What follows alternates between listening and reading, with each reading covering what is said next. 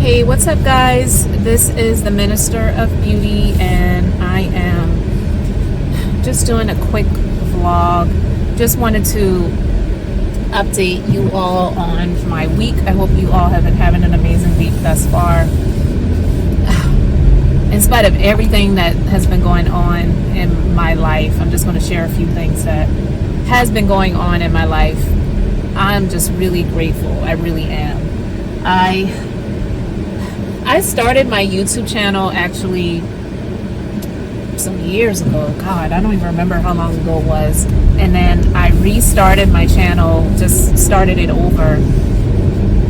This is what, 2022, so I want to say I started it over last year. Well, years ago I did some videos and I was just talking about you can begin again, and I was sharing some things that I went through in my life, talking about a little bit about how I grew up and things like that.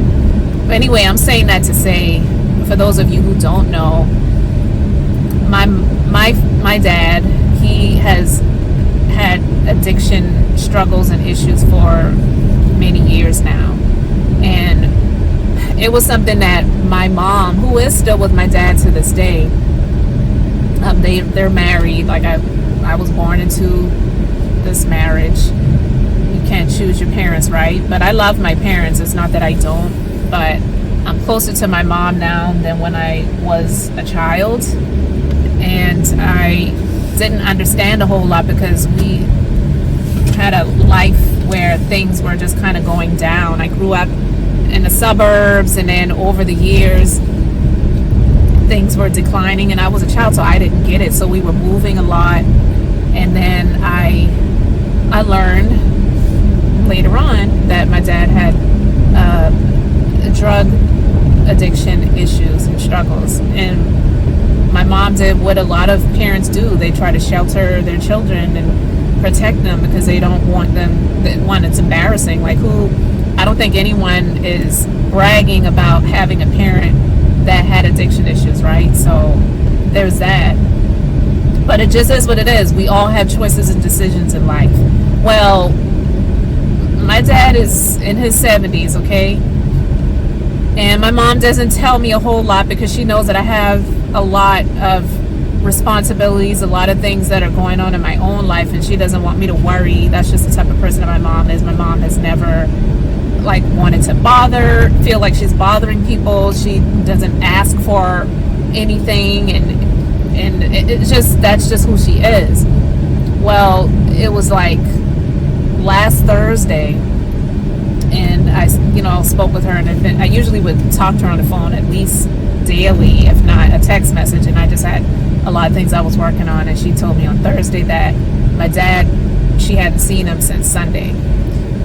So of course I was concerned, worried as soon as I heard that, and I'm like, well, Mom, why didn't you tell me that? And she said, well, this has happened before, and I didn't want you to worry about it. And I was like, well, did you put in a missing persons report? My dad, being someone that's had addiction issues over the years, he's got a record. He's been in jail before. So I think one of the reasons why she didn't do it immediately was because once they pull him up, then they probably just look at him like, oh, this is just another junkie. If we find him, all right, but we're not going to go out of our way to search for him as if it was like a missing child, like an Amber Alert situation. So I can't even imagine what that is like. And so all I could do was pray. I don't even want to say all I could do was pray. The best thing I could do was pray, honestly. That's just my beliefs. And I was praying, and I said, God, I don't know where he is. He is an amputee. He had a partial leg amputation last March to be more exact. And so this is someone that has a prosthesis and a walker and a wheelchair. He does not drive. So it's like, where are you? And she doesn't know his friends because these are not people that she wants to associate with.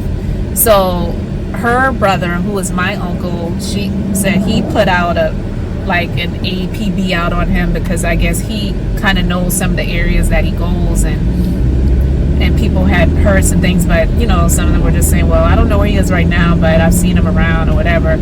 So that was just some news. And then on Monday morning, I got a text message from her to say that she heard from him last night, which was Sunday night, and he said that he was going to catch a cab to come home, but he hadn't made it, and then he finally made it.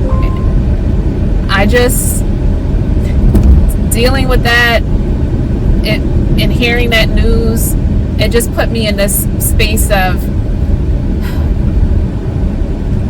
I can't continue to be in my business as much as I have been over the past several years, working hands-on with clients. I've been doing this for over 14 years, and I'm glad to do it. But when I have staff that are capable and able to see some of the people that I've been seeing personally myself, I had to make a decision to get some of these people shifted over to see someone else that works in the business, because I've trained everyone that works here, so there really shouldn't be a problem. But you all know who go to the hair salon or the barbershop, or you get your nails done. Like, you have your people picked that you want to see, and I get that. But as the owner of the business, there's some things that I have to do differently. And this isn't my first time doing this, but some things had shifted after COVID, and I had to do some things differently. And because I was keeping my business doors open for a period of time, I was the only one working with clients for a good period of time. And so I was working with a lot of people. There would be some days where I had like 9 or 10 people on my schedule in a day, and I just can't physically do that anymore. Mentally, I can't do it anymore. And I started having these thoughts because of the imposter syndrome that I deal with at times. I started feeling like, well, who am I to say that these people should see someone else that works here at the business? They chose me to see them and provide their services, so I don't want to lose their support. I don't want to lose their business. Like, those thoughts just start coming up. I don't want anyone to feel like I'm better than them, or I'm the owner and I'm up here, so I don't need to do, like, that's not what it was about. And you can't help how people think, right? But those thoughts were coming up in my mind, and I had a phone meeting with my director of operations, and she said, Elizabeth, this is your business. You own this. You're the boss. You can do whatever you want to do. Honestly, it's up to you. You don't have to apologize to anyone for it. We will start doing outreach to the clients and letting them know that you have, other personal responsibilities with your parents. They're older. You are, you have a whole lot of other things that you need to do for the business, so you have to limit your schedule. Because I have a lot of things going on that I need to work on, and not just be in the business working hands-on physically with clients. I'm moving one of my business locations in not even a couple of months now. It's next month, because now we're in November. We're doing something for the holidays, for the clients, promotional things. I just have a lot going on, so I have to do things differently. And getting the news from my mom that my dad was missing was a bit of a wake-up call for me to say, now is the time where I really need to start pivoting and making some changes in how I do things and when I'm doing things. So we've started doing that outreach, and that's been going fine. Of course, there's some pushback. I got the news of, some people are, not happy about it or whatever, but I can't really sit and focus on other people's emotions and feelings when I got some real stuff going on in my life right now. And if people don't understand it, and if they can't accept it, then that's just what it is. I've eliminated my online scheduling, so people can't go online and schedule with me anymore. So, and just other things that we're doing to pivot. And I'm making it through. So I'm really in this space, mindset wise, where I'm like, now I can really have a bit more control. Although I can't really control a whole lot, I can do my best to try and make attempts to do that. And with my husband and the PTSD, making efforts to try to get into the VA so that I can be with him and explain a lot of things that are going on, because it has has been very scary at moments. It's been a lot. From 1 minute him just being okay, and then the next minute he's fussing and arguing about something that really is either irrelevant, or like, I think it was on Sunday, he started going off talking about Kanye West and Candace Owens and George Floyd, and nothing that we were talking about had anything to do with that. And it was just like, I can't sit here and listen to this. I had to get up and leave the room. And just other things that come up, and he doesn't recognize it, he doesn't realize it, he doesn't even see it. And I'm the mirror. You don't know what you look like until you look in the mirror. Your mirror is telling you what you look like. I'm his mirror, and he's not really listening to me in terms of having conversations about that, because these things need to be regulated in a way that I can't do it just by having a conversation with him. So doing that, as well as going through the 75 hard challenge, it has been really has been even more of a challenge for me going through the 75 hard challenge with what I have been dealing with in my life and in my personal and business life. But I'm doing the best I can to stick with it and do it. And it has not been easy, but every day that I get up and I'm able to do a workout outdoors and indoors and drink my water, read my 10 pages of a book each day, and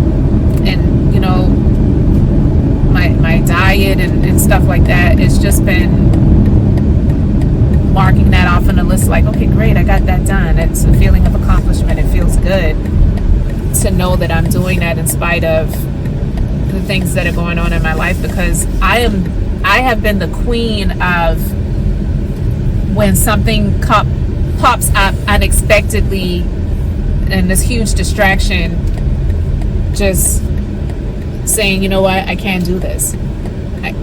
I've been the queen of that. So to continue to proceed in things in spite of the things that I'm going through, continuing on this challenge and things like that, I'm really grateful that I can say that I'm still doing this, because it has been daunting, to say the least. The day I'm recording this, the day prior, I woke up at 2:30 in the morning and I didn't get back to sleep at all, and had to go into work with clients that day, and I had training with another new team member, and it was like, well, I might as well just stay awake, because I'm not going back to sleep, and if I do fall asleep, then I'm going to wind up oversleeping and missing the time I need to get up and get out of here. So I just stayed up and did what I needed to do, and it's been a lot, but I'm taking my deep breaths. I have been in therapy for the past several months, and I actually just stopped.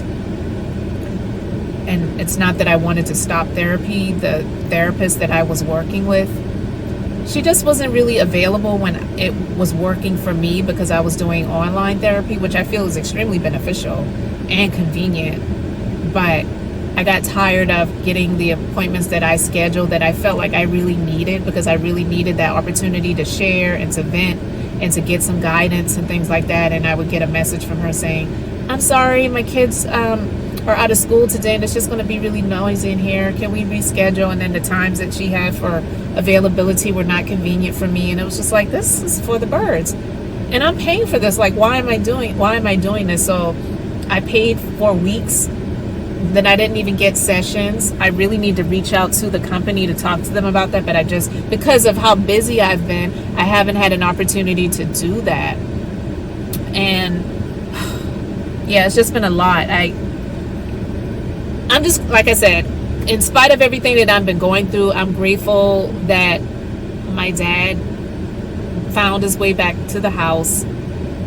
I'm not happy. I've never been happy about him being a drug addict. And it's a choice. And because I knew about those things, that's one of the reasons why I decided that I never was even going to smoke a cigarette. I never had a drink of alcohol until I was in my mid-20s. And I still am not like one of those people that's like, oh, I got to get a drink. I don't allow that to control me.